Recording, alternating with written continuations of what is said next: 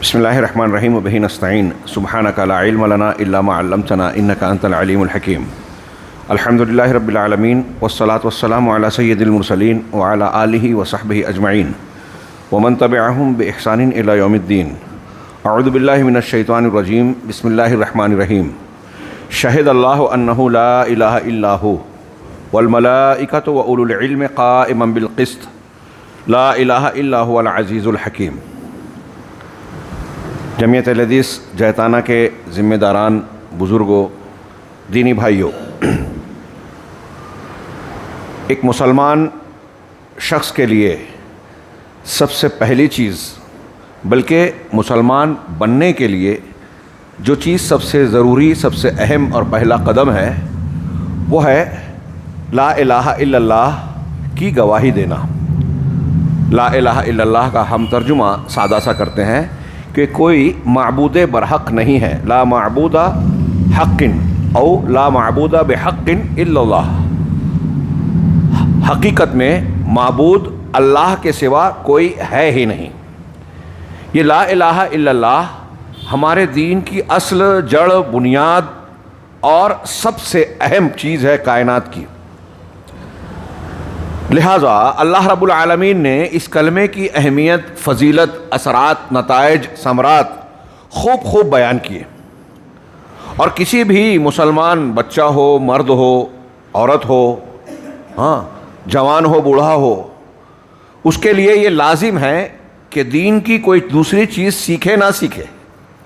جو فرائض ہیں اس کا سیکھنا فرض ہے، جو لازمی چیزیں ہیں جن کی ہم کو ضرورت ہے وہ سیکھنا فرض ہے، لیکن ایسی چیز جسے سیکھے بغیر کسی بھی انسان کو چارہ کار نہیں ہے، وہ ہے لا الہ الا اللہ کا کلمہ، اس کا معنی اور مفہوم، اس کی شرائط اور اس کے تقاضے۔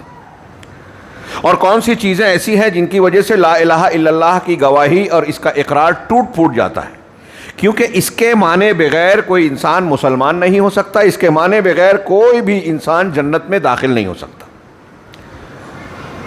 اس کلمے کا سیکھنا، لہٰذا میں نے جہتانہ کے عصر بعد کے اس درس میں مناسب سمجھا کہ لا الہ الا اللہ کی اہمیت کے پیش نظر، چونکہ ہمیں اسے سیکھنا سکھانا ضروری ہے، اس کو تقریر اور خطاب کی طرح نہ دیکھیں، سیکھنے سکھانے کے درس کی طرح دیکھیں۔ میرے سامنے ایک کتابچہ ہے، شیخ عبدالرزاق بن عبد المحسن البدر جامعہ اسلامیہ مدینہ کے رہنے والے ہیں، جامعہ اسلامیہ مدینہ منورہ میں عقیدے کے استاذ ہیں۔ ان کی ایک کئی جلدوں پر مشتمل، 3 جلدوں پر مشتمل کتاب ہے فقہ الادعیۃ والاذکار۔ خود انہوں نے ہی بعض لوگوں کے مطالبے پر اس کتاب کا ایک حصہ جو لا الہ الا اللہ سے متعلق تھا، اسے الگ کر کے، اس کی کچھ تلخیص کر کے ایک کتابچے کی شکل دی۔ مجھے بہتر معلوم ہوا کہ جہتانہ کے اپنے بھائیوں کے لیے ہم اس کو بطور درس پیش کریں۔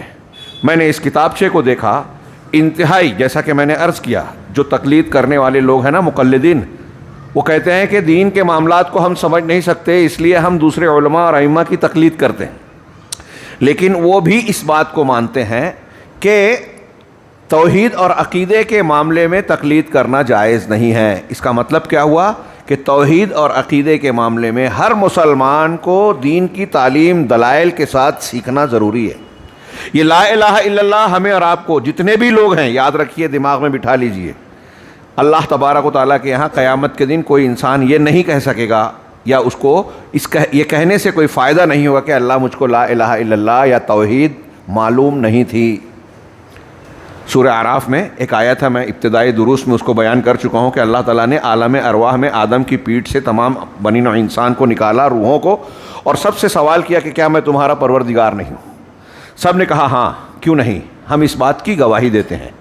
اللہ نے اس آیت میں آگے بیان فرمایا کہ ہم نے یہ اس لیے عہد و پیمان لیا تاکہ قیامت کے دن تم میں سے کوئی یہ نہ کہہ سکے کہ انا کنا عن ھذا غافلون، ہم اس سے غافل تھے، ہم کو یہ معلوم نہیں تھا، یا یہ بھی نہ کہہ سکے، آیت میں آگے ہے کہ ہمارے باپ دادا مشرک تھے، انہوں نے شرک کیا، اور ہم باپ دادا کے بعد ان کی ذریت تھے، بیٹا باپ کے طریقے پہ، دین مذہب پہ چلتا ہے، لہذا انہوں نے شرک کیا تو ہم بھی شرک کر رہے ہیں، وہ لا الہ الا اللہ کے خلاف گئے تو ہم نے بھی ان کی پیروی کر لی، یہ بھی تم قیامت کے دن نہیں کہہ سکتے۔ اس آیت سے علماء نے کہا کہ اس سے یہ پتہ چلا کہ لا الہ الا اللہ اور عقیدے کے معاملے میں کوئی انسان لا علمی، غفلت اور تقلید دونوں کا عذر اللہ کے سامنے پیش نہیں کر سکتا۔ قبر کے اندر جب فرشتے سوال کریں گے تمہارا رب کون تھا، کون ہے، تمہارا دین کیا ہے، اور تمہارا رسول محمد صلی اللہ علیہ وسلم کے بارے میں تم کیا کہتے ہو، یہ تینوں عقیدے کے سوال ہے۔ اس کا مطلب ہر انسان سے جب یہ تین سوال ہونا ہی ہے قبر میں، ہر انسان کو یہ تینوں سوال کا جواب دنیا میں سیکھنا لازم ہے۔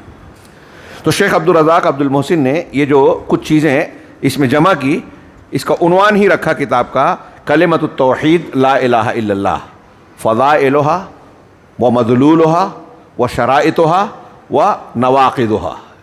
چھوٹے سے رسالے میں یہ ساری باتیں سمیٹ دی کہ کلمہ توحید لا الہ الا اللہ، اس کے فضائل، اس کا مدلول یعنی اس کا معنی، اس کی شروط، میں خاص طور سے شروط بیان کروں گا جو آج کے درس میں نہیں آ پائے گی، مختصر سا وقت ہے، ہم آج صرف فضیلت جان سکیں گے۔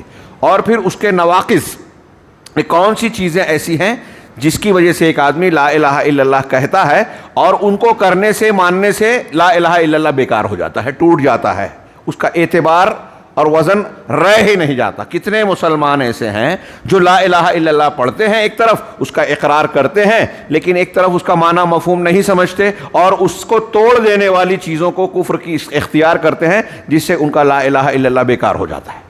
وہ نواقض میں آئے گی بات، آخری میں اگر ہم کو ضرورت محسوس ہوئی تو اس پر بھی گفتگو کریں گے۔ آئیے انہی کے الفاظ میں آپ ایک ایک جملہ غور سے سنیے۔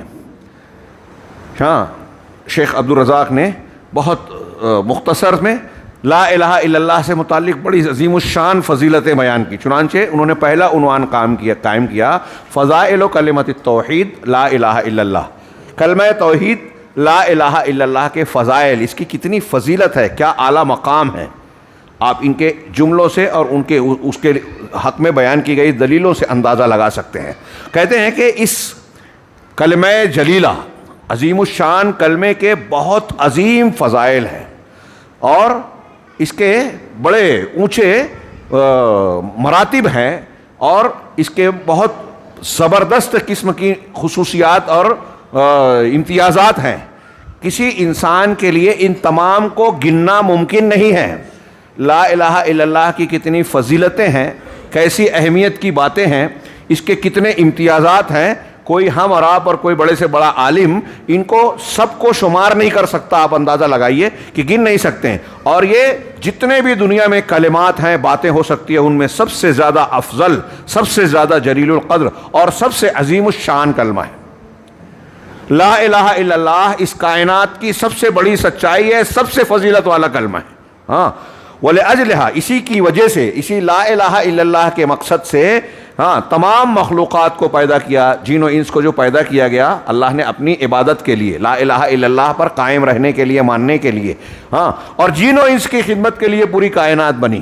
تو پوری کائنات کو اسی کلمے کے لیے پیدا کیا گیا، جنت و جہنم کو اسی کلمے کے لیے پیدا کیا گیا، اسی کے ساتھ رسولوں کو بھیجا گیا۔ جتنے بھی رسول آئے سب کی دعوت بنیادی طور سے، مرکزی طور سے لا الہ الا اللہ رہی۔ اگر کسی رسول کی امت نے لا الہ الا اللہ کو قبول نہیں کیا تو رسول نے اگلا سبق نہیں دیا، کیونکہ اسے مانے بغیر اگر کوئی لا الہ الا اللہ کو نہیں مانتا، سمجھتا اور نماز پڑھ رہا ہے تو اس کی نماز کوئی معنی ہی نہیں رکھتی، نماز کی باری ہی نہیں آئے گی، روزے کا نمبر ہی نہیں آئے گا اگر لا الہ الا اللہ بندے نے مانا نہیں ہے۔ دین کی پوری عمارت لا الہ الا اللہ پر کھڑی ہوتی ہے، یعنی ہمارے دین کی سب سے بڑی بنیاد پہیا لا الہ الا اللہ ہے۔ لہذا تمام رسولوں کو اسی تعلیم کے لیے لا الہ الا اللہ کے ساتھ بھیجا گیا۔ ہاں، اسی کے ساتھ ساری کتابیں نازل ہوئی، توریت، انجیل، زبور، قرآن، صحف ابراہیم، صحف موسیٰ، یہ لا الہ الا اللہ کے تحقق اور اس کو ثابت کرنے کے لیے آئے۔ اسی کی بنیاد پر، لا الہ الا اللہ کی بنیاد پر دنیا کے انسان دو گروہ میں بٹتے ہیں، ایک مومن اور ایک کافر۔ مومنین اور کفار الگ الگ جو ہوتے ہیں وہ لا الہ الا اللہ کے بیس پر ہوتے ہیں۔ جو اسے مانتا ہے مومنین کا گروہ ہے، جو نہیں مانتا وہ کافرین کا گروہ ہے۔ ہاں، اور اسی کی بنیاد پر ہاں اہل جنت کے سعادت مند اور اہل جہنم میں بدبخت، خوش بخت اور بدبخت، جو جنتی اور جہنمی ہے وہ اسی لا الہ الا اللہ کی بنیاد پر الگ ہوں گے۔ جو لا الہ الا اللہ کو مان رہا ہے وہ پکا جنت میں جائے گا، وہ پہلے جائے یا بعد میں جائے گا، جائے گا ضرور۔ اور جو نہیں مان رہا ہے وہ کبھی بھی جہنم سے نہیں نکلے گا. جو لا الہ الا اللہ کو نہیں مانتا, شرک اور کفر اکبر میں مبتلا ہے, اسی پر مر گیا, کبھی بھی جہنم سے باہر نہیں آئے گا. اسی لا الہ الا اللہ کی بنیاد پر جنتی اور جہنمی, بدبخت اور نیک بخت الگ الگ ہوتے ہیں. فہیا, چنانچہ یہ لا الہ الا اللہ العروۃ الوثقی قرآن نے نام رکھا کہ یہ مضبوط دستہ ہے. ہاں, یہی کلمۃ التقوی ہے, تقوی کا کلمہ جس کو قرآن نے نام دیا کلمۃ التقوی, اور یہ دین کے ارکان میں سب سے زیادہ عظیم رکن ہے اور ایمان کی شاخوں میں سے سب سے بنیادی اور سب سے بڑی شاخ ہے, اور یہی جنت کی کامیابی کا راستہ ہے, کامیابی کی بنیاد ہے, اور جہنم سے بچنے کا سب سے بڑا نسخہ ہے. اور یہی کلمہ شہادت ہے جس کو ہم کلمہ شہادت, گواہی والا کلمہ کہتے ہیں. وہ مفتاح دار السعادہ, اور دار سعادت یعنی جنت میں جانے کی یہی کنجی ہے لا الہ الا اللہ. اور یہ دین کی اصل ہے, ہاں, جڑ اور بنیاد ہے, دین کی اصل ہے, اساس ہے, اور شریعت اسلامیہ کا راس الامر ہے, سب سے بنیادی اور سب سے اہم مسئلہ. اور اس کلمے کے فضائل اور اس کی دین میں جو حیثیت ہے, اس کے بارے میں کہہ رہے ہیں شیخ کہ کوئی بیان کرنے والا اسے بیان نہیں کر سکتا, اور کوئی سمجھنے والا حقیقت میں اس کے سارے فضائل اور اثرات کو, حیثیت کو سمجھ بھی نہیں سکتا. اللہ تبارک و تعالیٰ نے ارشاد فرمایا, سورہ آل عمران کی آیت نمبر 18 ہے, اللہ نے فرمایا شہد اللہ انہ لا الہ الا ہو, اللہ نے اس بات کی گواہی دی کہ اللہ کے سوا کوئی معبود برحق نہیں. اللہ نے اس بات کی گواہی دی کہ اس کے سوا کوئی معبود برحق نہیں. اور اللہ کے بعد اور کون گواہی دے رہا ہے؟ والملائکۃ, ملائکہ, واولو العلم, اور اہل علم بھی گواہی دیتے ہیں, جو کہ قائما بالقسط, انصاف پر قائم ہیں. علم والے بہت ہیں, لیکن جو انصاف پر قائم اہل علم ہیں, صحیح علم والے, وہ بھی گواہی دے رہے ہیں. دیکھیے اللہ تعالیٰ نے اپنی گواہی کا ذکر کیا, پھر اس کے بعد فرشتوں کی گواہی کا ذکر کیا, پھر اس کے بعد کن کا ذکر کیا؟ علماء کی. یہ قرآن کا فرمان ہے. صحیح علماء, قائم بالقسط علماء کی گواہی کا ذکر کیا. علامہ ابن قیم اس آیت کو نقل کر کے کہتے ہیں کہ اس سے یہ پتہ چلا کہ دنیا میں, ہاں, اہل علم, دین کو جاننے والے, علم سے مراد صحیح علم, دین کا علم, دین کا علم جاننے والوں کا درجہ تمام لوگوں سے اونچا ہے.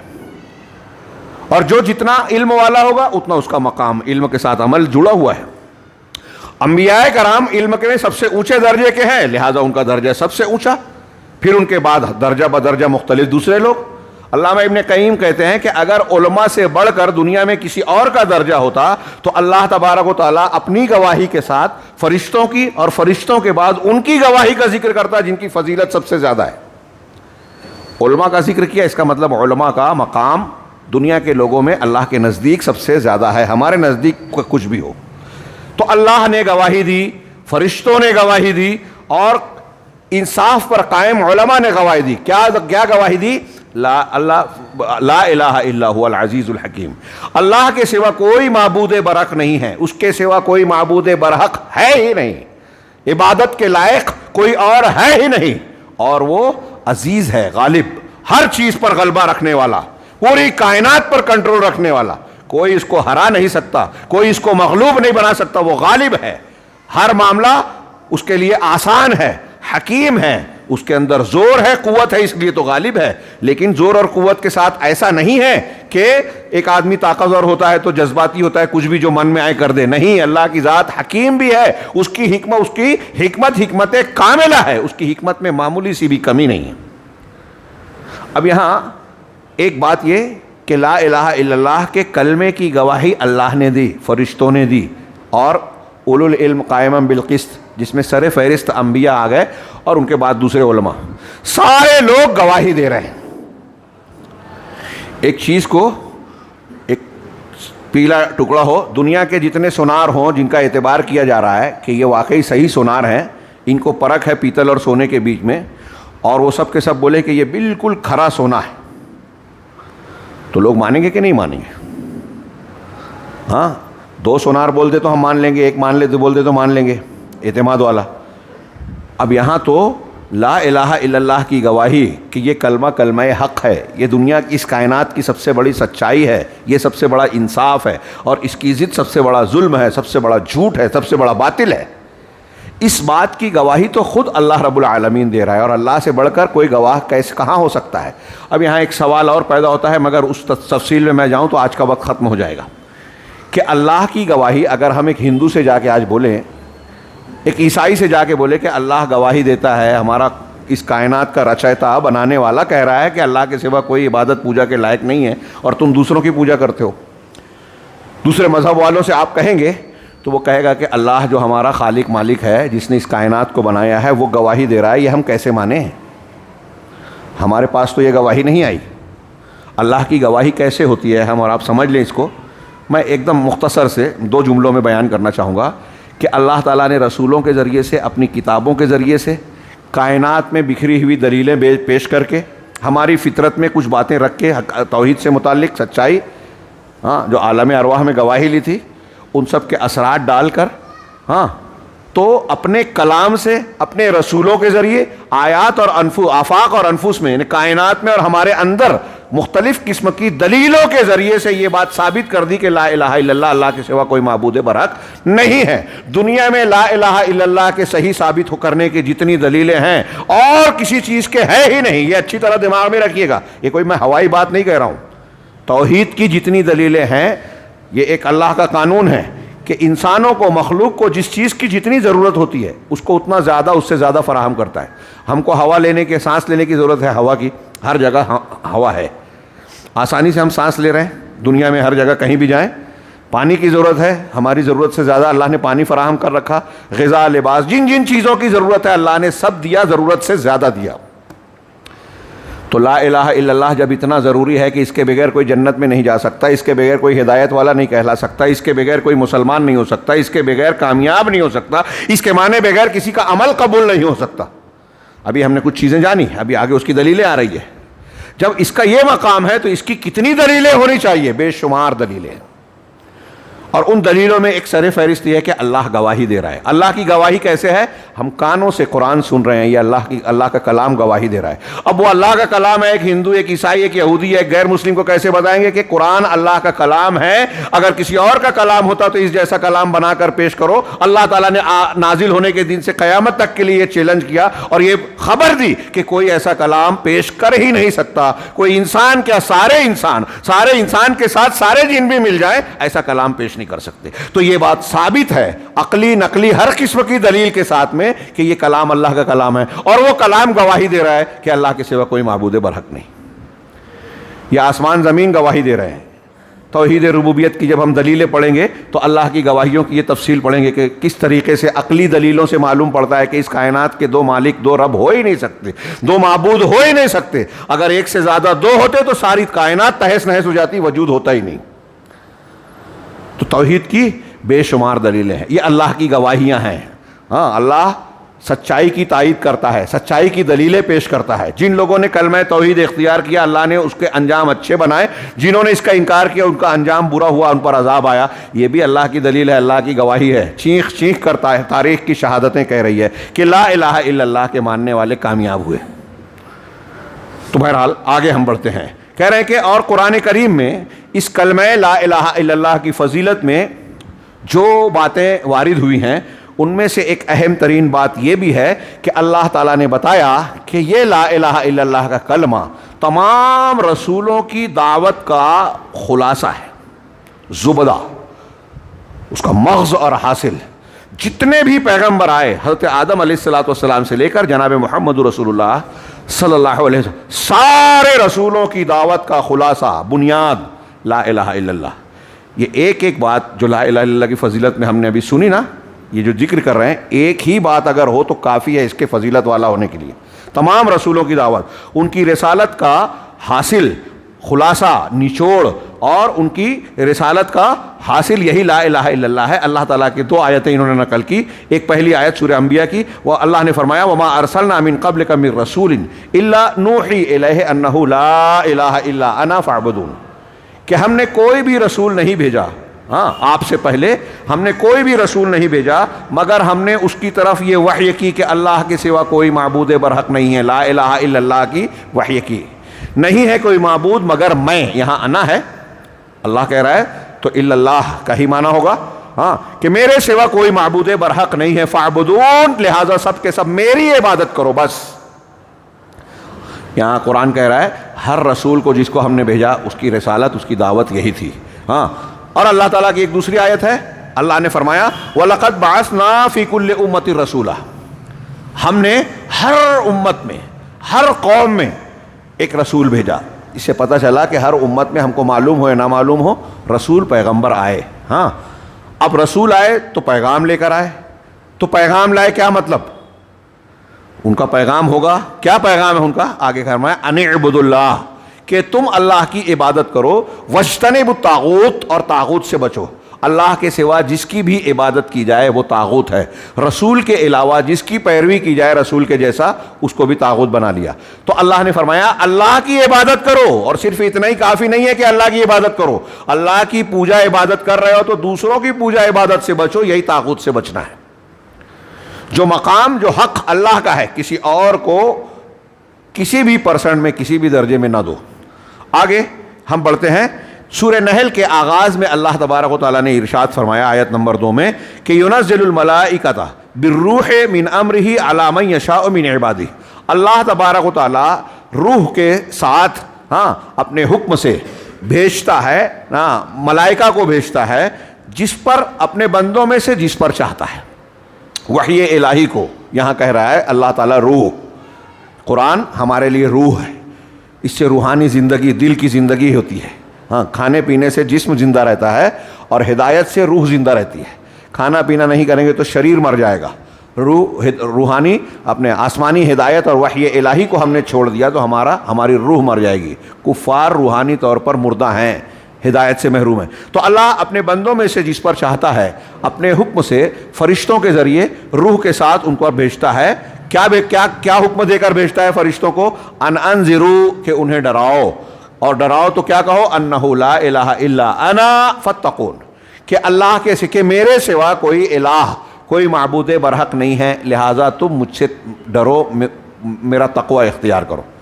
فرشتے اپنے اللہ کے خاص بندوں پر آتے ہیں، اللہ بھیجتا ہے اور ان کو ڈرانے کا کام کرتے ہیں فرشتے، اور ساتھ ساتھ کیا کہتے ہیں کہ اللہ کے سوا کوئی معبود برحق نہیں، لا الہ الا اللہ کی تعلیم دیتے ہیں۔ اور لا الہ الا اللہ مانا تو کہتے ہیں لہٰذا اللہ سے ہی ڈرو، جب وہی عبادت کے لائق ہے تو ڈرنے کے لائق وہی ہے بس۔ آگے کہہ رہے ہیں صاحب کتاب شیخ عبدالرزاق کہ یہ آیت دلالت کرتی ہے، بتاتی ہے کہ اللہ تبارک و تعالیٰ نے اس سورے میں، سورہ نحل کو سورۃ النعم بھی کہا جاتا ہے۔ آپ کو سورہ نحل جو ہے 14ویں پارے میں، اس کو سورۃ النعم، اس سورت میں اللہ تعالیٰ نے اپنی بہت ساری نعمتیں جو انسانوں کو دی ہے نا، ان کا ذکر کیا ہے، احسانات کا ذکر کیا ہے، اور بتایا ہے کہ اللہ نے تم کو یہ نعمت دی، یہ نعمت دی، یہ نعمت دی، تو بہت ساری نعمتوں کا ذکر کیا۔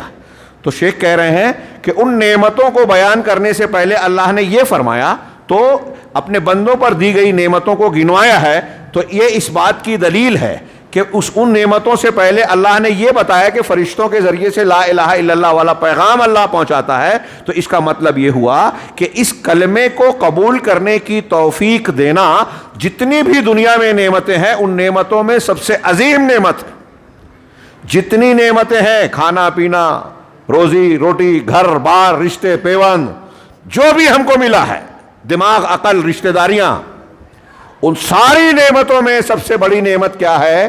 لا الہ الا اللہ کے کلمے کی توفیق ملنا۔ یہی وہ کلمہ ہے جس کے ذریعے سے اللہ تبارک و تعالیٰ اپنے بندوں پر اپنی نعمتیں مکمل کرتا ہے، احسان کو مکمل کرتا ہے، جیسا کہ اللہ سبحانہ وتعالیٰ نے سورہ لقمان میں فرمایا وَأَسْبَغَ عَلَيْكُمْ نِعَمَهُ ظَاهِرَهُ وَبَاطِنَهُ، اللہ تعالیٰ وہ ذات ہے جس نے اپنی نعمتوں کو پورا تم پر کیا مکمل، اس کے ظاہری چیزوں کو بھی، باطنی چیزوں کو بھی۔ ہاں، جو ہم نعمتیں دیکھ رہے ہیں اور جو محسوس کرتے ہیں وہ باطنی کہہ لیجئے، دکھائی دینے والی اور معنوی ہر قسم کی نعمتیں رب العالمین نے پوری کر کے ہم کو دی۔ تو یہ نعمتیں پوری کب ہوتی ہیں؟ امام مجاہد کی تفسیر نقل کی، ابن جریر کی تفسیر سے نقل کرتے ہوئے کہ امام مجاہد کہتے ہیں کہ یہ نعمتوں کی تکمیل اور پوری کیسے ہوتی ہے؟ لا الہ الا اللہ کے ذریعے۔ ہم کو سب کچھ ملا ہے، اگر لا الہ الا اللہ نہیں ملا تو کوئی نعمت کوئی معنی۔ ایک آدمی وقت کا بادشاہ ہو جائے، اگر لا الہ الا اللہ نہیں ہے تو وہ فقیر ہے، وہ بھکاری ہے، بدقسمت ہے۔ اللہ کی سب سے بڑی نعمت سے محروم ہے. اور ایک آدمی اگر جھوپڑے میں رہ رہا ہے, ایک آدھ وقت فاقے پہ مجبور ہے, پریشان حال ہے, دکھوں میں گھرا ہوا ہے, لیکن اگر اسے لا الہ الا اللہ کی نعمت صحیح انداز میں ملی ہوئی ہے, اللہ نے اس کو توفیق دی ہے, تو اس بادشاہ سے زیادہ خوش قسمت ہے دنیا کے بادشاہ سے. تو اللہ تعالیٰ نے کہا, اللہ نے اپنی نعمتوں کو ظاہری اور باطنی پورا کیا. امام مجاہد کہتے ہیں کہ یہ نعمت لا الہ الا اللہ ہے. علامہ ابن رجب نے کلمۃ الاخلاص کے اس میں ایک روایت نقل کی, اس کے حوالے سے نقل کر رہے ہیں کہ امام سفیان ابن عیینہ, بہت بڑے امام ہیں یہ, امام مالک وغیرہ کے ہم عہد, امام سفیان ابن عیینہ کہتے ہیں کہ ما انعم اللہ علی عبد من العباد, کہ بندوں میں سے کسی بندے پر اللہ تبارک و تعالیٰ نے جو بھی نعمت کی ہے, ما انعم اللہ علی عبد من عبادہ نعمتا اعظم من ان عرفہم لا الہ الا اللہ. اللہ تعالیٰ نے دنیا میں کسی بھی انسان پر, کسی بھی بندے پر جو بھی نعمت کی, جو بھی اس کو بہت بڑی بڑی چیزیں عطا کی, اس کو گاڑی گھوڑے ملے ہیں, بنگلے ملے ہیں, زمینیں ملی ہیں, پراپرٹیز ملی ہیں, پورا کا پورا جزیرہ اس کی ملکیت میں, پورا شہر ملکیت میں مل گئے, بادشاہ ہو گیا, کوئی بھی نعمت ملی ہو, ان نعمتوں میں اس سے بڑھ کر کوئی دوسری نعمت نہیں ہے کہ ان کو لا الہ الا اللہ کی پہچان دی, تعارف اور علم دیا. یعنی جس انسان کو لا الہ الا اللہ کا معنی اور مطلب معلوم ہو گیا, پہچان ہو گئی, اس کی توفیق مل گئی قبول کرنے کی جان کر, اس سے بڑی نعمت سفیان ابن عیینہ کہہ رہے ہیں دنیا کے کسی بھی انسان کو کوئی دوسری نعمت نہیں ملی. سب سے بڑی نعمت یہ ہے کہ ہم لا الہ الا اللہ کا معنی سمجھ لیں. اس سے آپ اندازہ لگا سکتے ہیں کہ میں جو یہ بیان کر رہا ہوں, آپ جو سن رہے ہیں, دنیا کی سب سے قیمتی چیز سن رہے ہیں, بیان کر رہے ہیں. اللہ تبارک و تعالیٰ ہم سے آپ سے اس کو قبول فرمائے. آگے بڑھتے ہیں کہ لا الہ الا اللہ کی فضیلتوں میں سے ایک فضیلت جو قرآن نے بیان کی, ومن فضائلہا, اس کے فضائل میں سے ایک بات یہ ہے کہ اللہ تبارک و تعالیٰ نے اس کلمے کے بارے میں یہ بیان کیا کہ یہ کلمہ طیبہ ہے, الکلمۃ الطیبہ, پاکیزہ کلمہ, اس کو الکلمۃ الطیبہ کہا. چنانچہ اللہ تبارک و تعالیٰ کا فرمان سورہ ابراہیم میں ہے, اللہ نے فرمایا الم تری کیف ضرب اللہ مثلا کلمۃ طیبۃ کشجرۃ طیبہ اصلھا ثابت وفرعھا فی السماء. کیا تم نے نہیں دیکھا کہ اللہ تبارک و تعالیٰ نے کس طریقے سے کلمہ طیبہ کی مثال بیان کی, کلمہ طیبہ کی مثال بیان کی. یہاں جو کلمہ طیبہ کہا گیا, حضرت ابن عباس اور دوسرے صحابہ اور مفسرین کہتے ہیں کلمہ طیبہ سے مراد لا الہ الا اللہ ہے, کہ لا الہ الا اللہ کے کلمہ طیبہ کی اللہ نے کیسی مثال بیان کی, کیا تم نے نہیں دیکھا, کشجرۃ طیبہ, یہ کلمہ طیبہ ایک پاکیزہ درخت کی طرح ہے. علماء نے کہا پاکیزہ درخت سے مراد یہاں کھجور کا درخت تھا, پاکیزہ درخت کی طرح. اور کھجور کے درخت کی خصوصیت یہ ہوتی ہے کہ اس کا کوئی بھی جز بیکار نہیں جاتا, اس کی جڑ ہو, تنا ہو, شاخیں ہوں, پتے ہوں, پھل ہو, گٹھلی ہو, چھال ہو, کوئی بھی چیز بیکار نہیں جاتی, سب کام آتی. اس لیے اللہ کے رسول صلی اللہ علیہ وسلم نے مسلمان کو کھجور کے درخت سے مثال دی کہ جس طرح کھجور کے درخت کا ہر حصہ دوسروں کو فائدہ پہنچاتا ہے, سچا مسلمان ایسے ہی دوسروں کو فائدہ پہنچاتا ہے. کیا ہم ایسے مسلمان ہیں؟ غور کیجئے. آگے کہا اللہ نے کہ کیا تم نے نہیں دیکھا کہ اللہ تعالیٰ نے کلمہ طیبہ لا الہ الا اللہ کی مثال کیسی بیان کی, شجرہ طیبہ, پاکیزہ درخت سے کے ساتھ اس کی مثال بیان کی. وہ پاکیزہ درخت کیا ہوتا ہے؟ اصلھا ثابت, جس کی جڑ پیوست ہوتی ہے, مضبوط ہوتی ہے, زمین کے اندر اچھی طریقے سے پھیلی ہوئی ہوتی ہے مضبوطی سے. وفرعھا فی السماء, اور اس کی شاخ آسمان میں بلندی کی طرف جاتی ہے. اور پھر کیا ہوتا ہے؟ تؤتی اکلھا کل حین باذن ربھا, اور پھر یہ کلمہ اپنے پروردگار کے حکم سے ہر وقت یہ پھل دیتے رہتی ہے. تؤتی اکلھا, اپنے پھل کو, اپنے مزے کو ہر وقت دیتی رہتی ہے. تو جس طریقے سے کھجور کا درخت سال میں 2 مرتبہ 1 مرتبہ جو پھل دیتا ہے, یہ کلمہ طیبہ ایک درخت پاکیزہ درخت کی طرح ہے کہ اس کی جڑ اگر دل میں مضبوط ہے, آپ کے دلوں میں لا الہ الا اللہ کا کلمہ مضبوطی سے ٹکا ہوا ہے, آپ اس پر عقیدہ رکھتے ہیں, تو اس کی جڑ آپ کے دل میں ہے, شاخ اونچائی کی طرف جاتی جائے گی. کیا مطلب؟ ہر روز آپ کے اندر خوبیاں پیدا ہوگی. لا الہ الا اللہ کی برکت سے آپ اچھے انسان ہوں گے, آپ کے ذریعے سے لوگوں کو فائدہ پہنچے گا. جیسے شجرہ شجرہ طیبہ کھجور کا درخت تو لوگوں کو بار بار پھل دیتا ہے، ایسے آپ کا کردار، آپ کی شخصیت لوگوں کو فائدہ دے گی اور آپ کے لیے بھی وہ مفید ہوگا۔ تؤتی اکلھا کل حین باذن ربھا، ہر وقت یہ اپنے پروردگار کے حکم سے، یہ کلمہ طیبہ اپنے پروردگار کے حکم سے پھل دیتا ہے۔ وَيَضْرِبُ اللَّهُ الْأَمْثَالَ لِلنَّاسِ لَعَلَّهُمْ يَتَذَكَّرُونَ، اللہ تعالیٰ اس طرح لوگوں کے لیے مثالیں بیان کرتا ہے تاکہ وہ نصیحت حاصل کریں۔ اس آیت پر اگر ہم صرف اس آیت پر تقریر کریں کہ لا الہ الا اللہ کا کلمہ کہ کوئی انسان جب قبول کرتا ہے تو اس سے کیا کیا فائدے ملتے ہیں، فوائد لا الہ الا اللہ، یعنی ہر وقت جو پھل دیتا ہے، یہ پھل کیسا ہوتا ہے؟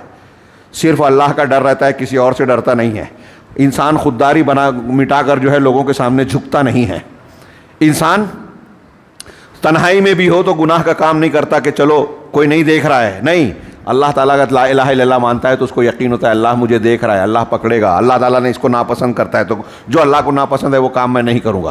ایسے آپ جڑواتے جائیں گے نا تو ایک کتاب تیار ہوگی کہ لا الہ الا اللہ کے ماننے حقیقت میں اس کا مدلول اور معنی مفہوم دل میں اگر گڑ جائے تو اس کا کیا کیا فائدہ ہم کو ملتا ہے۔ ہم آگے بڑھتے ہیں، یہ جو کچھ باتیں میں نے بیان کی یہ آگے انہوں نے ثمرات میں کچھ چیزوں کا ذکر کیا ہے، انشاءاللہ وہاں یہ بات آئے گی۔ اور یہی لا الہ الا اللہ کا کلمہ ہے جو اس آیت کے بعد والی آیت میں جس کو اللہ نے القول الثابت کہا ہے، ثابت مضبوط قول، مضبوط بات، اللہ تعالیٰ نے ارشاد فرمایا یثبت اللہ الذین آمنوا بالقول الثابت فی الحیات الدنیا وفی الآخرہ، کہہ رہے ہیں کہ اللہ تبارک و تعالیٰ ایمان والوں کو قول ثابت کے ذریعے سے دنیا میں جمائے رکھتا ہے۔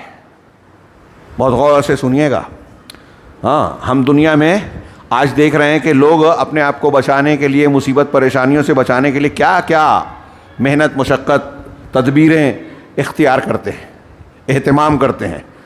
اللہ تعالیٰ کہہ رہا ہے کہ آپ اگر دنیا میں سچائی پر جمے رہنا چاہتے ہیں اور ڈٹے رہنا چاہتے ہیں تو اس کے لیے آپ کے لیے سب سے بڑا مددگار کون سی چیز ہے؟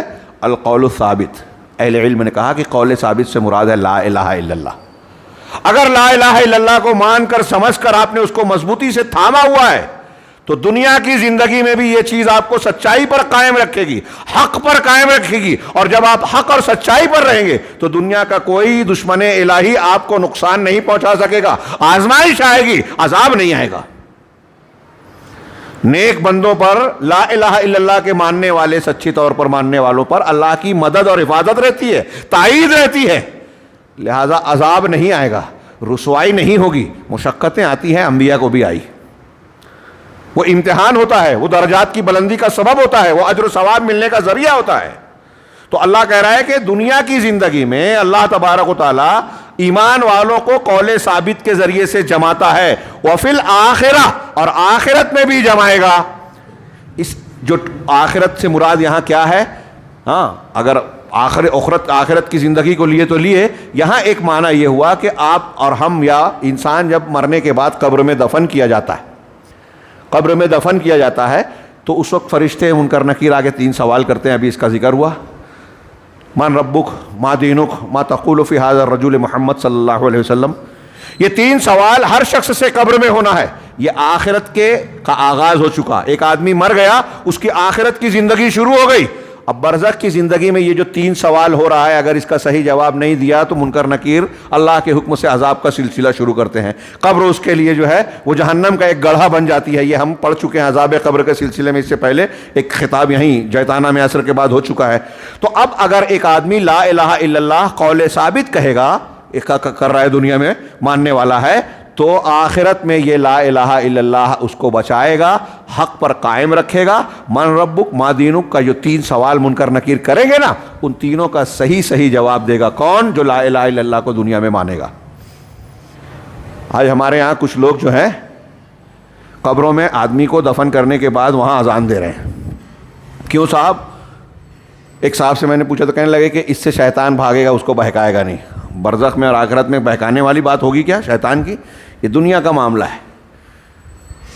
آخرت میں یا برزخ میں چلے جانے کے بعد آپ کے باہر کے کسی کام کی وجہ سے وہاں اس کے بارے میں کوئی تبدیلی یا فیصلہ ہو ناممکن ہے۔ دنیا میں ایک انسان جیسے ایمان اور عمل صالح والا ہوگا، مرنے کے بعد اس کے عمل ویسی ہی توفیق اللہ کی طرف سے ملے گی۔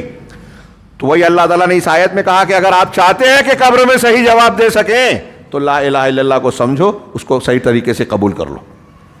یہ لا الہ الا اللہ آپ کو قبر میں بھی بچائے گا، دنیا میں بھی بچائے گا، اور پھر آگے جب قبر میں بچا لے گا تو آخرت کی جو اگلی منزل ہوگی میدان محشر اور پھر جنت و جہنم والا مرحلہ، وہاں بھی بچائے گا۔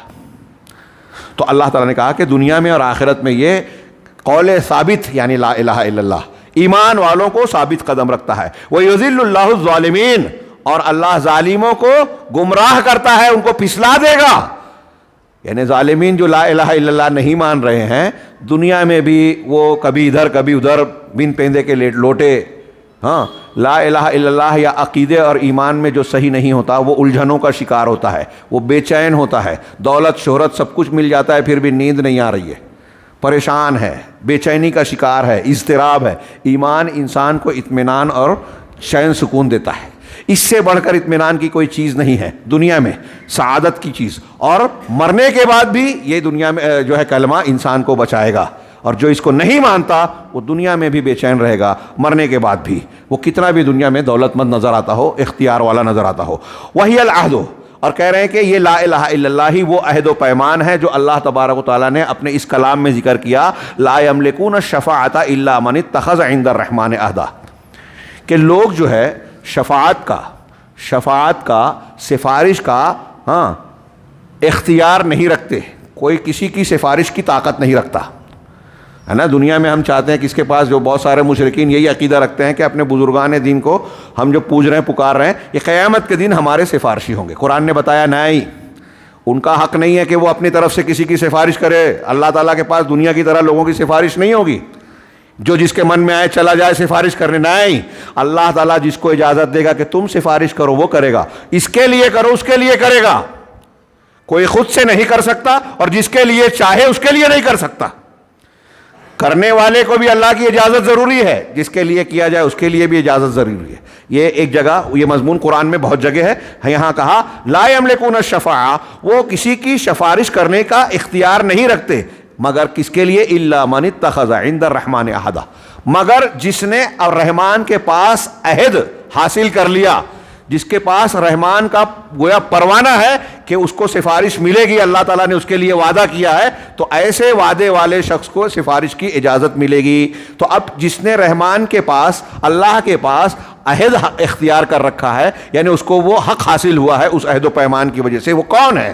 تو کہا روئے عن ابن عباس، حضرت ابن عباس رضی اللہ تعالی عنہ سے مروی ہے کہ وہ کہتے ہیں کہ العہد، کہ جو رحمان کے پاس عہد رکھے سفارش اس کی ہوگی۔ یہ عہد سے مراد کون ہے؟ لا الہ الا اللہ کی گواہی، جس نے لا الہ الا اللہ کی گواہی دی سفارش اسی کو ملے گی۔ ہاں وَيَتَبَرَّأُ إِلَى اللَّهِ مِنَ الْحَوْلِ وَالْقُوَّةِ، اور وہ شخص اللہ کے جناب میں دوسرے کسی بھی انسان کی طاقت و قوت سے براعت کا اظہار کرے گا، یعنی انسان یہ ماننے پر مجبور ہوگا کہ اس کائنات میں اللہ تبارک و تعالیٰ کے علاوہ کسی کی طاقت و قوت نہیں ہے، صرف اللہ کی طاقت ہے، اس کے سوا کوئی معبود نہیں ہے، معبود برحق نہیں ہے۔ وَهِيَ رَأْسُ كُلِّ تَقْوَىٰ، اور یہی ہر تقوی اور ہر بچاؤ کا سب سے بڑی بنیاد ہوگی۔ یہ امام طبرانی نے اپنی کتاب الدعا جلد سوا میں نقل کی ہے، یہ روایت شیخ عبدالرزاق نے اسی سے نقل کیا۔ ہاں میں آج کے درس میں، حالانکہ ابھی کئی چیزیں باقی ہیں، ایک دو کا اور اختصار کے ساتھ ذکر کر کے درس کو سمیٹوں کہ ایک لا الہ الا اللہ کی فضیلت یہ ہے، آپ غور کیجئے کہ لا الہ ابھی جو بیان کیا گیا، لا الہ الا اللہ ہوگا تو سفارش ملے گی قیامت کے دن، نہیں تو سفارش کا حق نہیں ملے گا۔ مشرک کو نبی صلی اللہ علیہ وسلم اور کسی کی سفارش نہیں ملے گی، اللہ تعالیٰ اجازت ہی نہیں دے گا۔ تو شفاعت قیامت کے دن حاصل کرنے کے لیے بھی پہلی شرط ہے کہ آپ لا الہ الا اللہ کے ماننے والے ہوں صحیح معنی میں۔ ہاں ومن فضائلہا، اور لا الہ الا اللہ کے کلمے کی فضیلت میں سے ایک فضیلت یہ ہے کہ یہ العروۃ الوثقیٰ، مضبوط دستہ ہے کہ جو اس کو پکڑے گا، اس دستے کو، وہ کامیاب ہوگا، نجات پائے گا، اور جس شخص نے اس کو نہیں پکڑا، لا الہ الا اللہ کو چھوڑ دیا، وہ ہلاک ہو جائے گا۔ قرآن میں اللہ تعالیٰ نے فرمایا فَمَن يَكْفُرْ بِالطَّاغُوتِ وَيُؤْمِن بِاللَّهِ فَقَدِ اسْتَمْسَكَ بِالْعُرْوَةِ الْوُثْقَىٰ، جو طاغوت کا انکار کرے، اللہ کے علاوہ جن کی بھی عبادت کی جاتی ہے ان سب کو رد کر دے، نہ مانے نہ پوجے، ہاں وَيُؤْمِن بِاللَّهِ، اور اللہ پر ایمان رکھے، اس میں سر فہرست یہ ہے کہ لا الہ الا اللہ کو مانے، تو فقد استمسک بالعروۃ الوثقیٰ، تو اس نے مضبوط دستے اور کڑے کو پکڑ لیا۔ یہ سورہ بقرہ میں ہے، اور اللہ نے یہ فرمایا وَمَن يُسْلِمْ وَجْهَهُ إِلَى اللَّهِ، وَهُوَ مُحْسِنٌ فَقَدِ اسْتَمْسَكَ بِالْعُرْوَةِ الْوُثْقَىٰ، جس نے اپنے چہرے کو، اپنی ذات کو اللہ کے حوالے کر دیا، جھکا دیا، اور اس حال میں کہ وہ محسن ہے، یعنی ظاہراً اور باطناً اللہ تعالیٰ کے تابع داری اختیار کر لی، تو اس نے اللہ تبارک و تعالیٰ کا ایک مضبوط دستہ، فقد استمسک بالعروۃ الوثقیٰ، اس نے مضبوط دستہ اور کڑا پکڑ لیا۔ آخری بات آج کے درس میں، حالانکہ بہت کچھ باقی ہے، ہم آئندہ درس کے لیے اس کو ملتوی کر دیں گے، کہ اس کے فضائل میں سے لا الہ الا اللہ کی فضیلت میں سے ایک فضیلت یہ ہے کہ اللہ تبارک و تعالیٰ نے وہ کلمہ باقیہ، باقی رہنے والا کلمہ بنایا، جس کو حضرت ابراہیم علیہ السلام نے اختیار کیا تھا، نمونہ پیش کیا تھا، اس کے اوپر اپنا آپ کو پورا اتار کر بتایا، اور اللہ تعالیٰ نے ابراہیم علیہ السلام سے وعدہ کیا تھا کہ تمہارے بعد ہم اس کو باقی رہنے والا دائمی کلمہ بنا دیں گے تاکہ لوگ اس کو اختیار کریں اور اللہ کی طرف پلٹیں۔ چنانچہ اللہ تعالیٰ نے ارشاد فرمایا وَإِذْ قَالَ إِبْرَاهِيمُ لِأَبِيهِ وَقَوْمِهِ إِنَّنِي بَرَاءٌ مِّمَّا تَعْبُدُونَ، جب ابراہیم علیہ السلام نے اپنے باپ اور اپنی قوم سے کہا کہ تم لوگ جن کی عبادت کرتے ہو میں ان سے بری ہوں، إِلَّا الَّذِي فَطَرَنِي، سوائے اس کے جس نے مجھے پیدا کیا۔ ابھی ہم آگے والے درس میں جو شاید کافی آگے آئے، لا الہ الا اللہ کا معنی پڑھیں گے تو اس میں کیا معنی ہے؟ کوئی معبود نہیں، لا الہ، کوئی معبود نہیں، سب کا رد، الا اللہ، سوائے اللہ کے، اللہ کا اس بات۔ یہ دیکھیں حضرت ابراہیم کا یہ جو جملہ ہے اس میں بھی وہی معنی ہے، کوئی کہ حضرت ابراہیم نے کیا کہا اپنے باپ سے اور اپنی قوم سے کہ اننی براء مما تعبدون، تم جن کی عبادت پوجا پاٹ کرتے ہو نا، میں ان سے بری ہوں، میں ان کو نہیں مانتا، کوئی معبود نہیں ہے۔ الا الذی فطرنی، سوائے اس کے جس نے مجھے پیدا کیا، صرف اسی کو مانتا ہوں، یعنی اللہ کو۔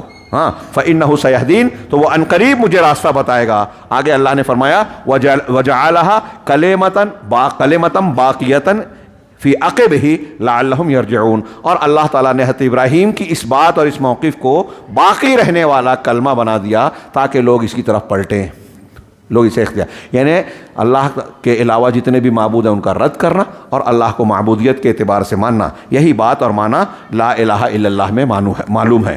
آگے انہوں نے بتایا کہ یہی کلمۃ التقویٰ ہے،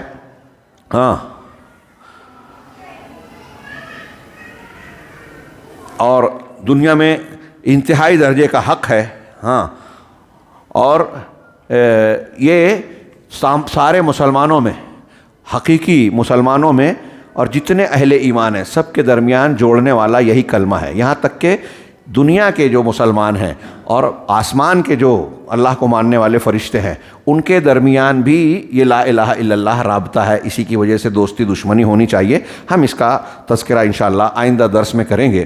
آپ حضرات، میں سمجھتا ہوں کہ یہ جو فضیلت کی باتیں میں نے بیان کی، لا الہ الا اللہ کی اہمیت و افادیت، لیکن ایک جملہ کہ یہ اہمیت اور افادیت جو ابھی قرآن کی کچھ آیتوں اور پھر بعد میں شیخ عبدالرزاق نے کچھ حدیثیں بھی نقل کی ہیں، اگلا ایک درس بھی شاید فضیلتوں پر ہی بیان ہو۔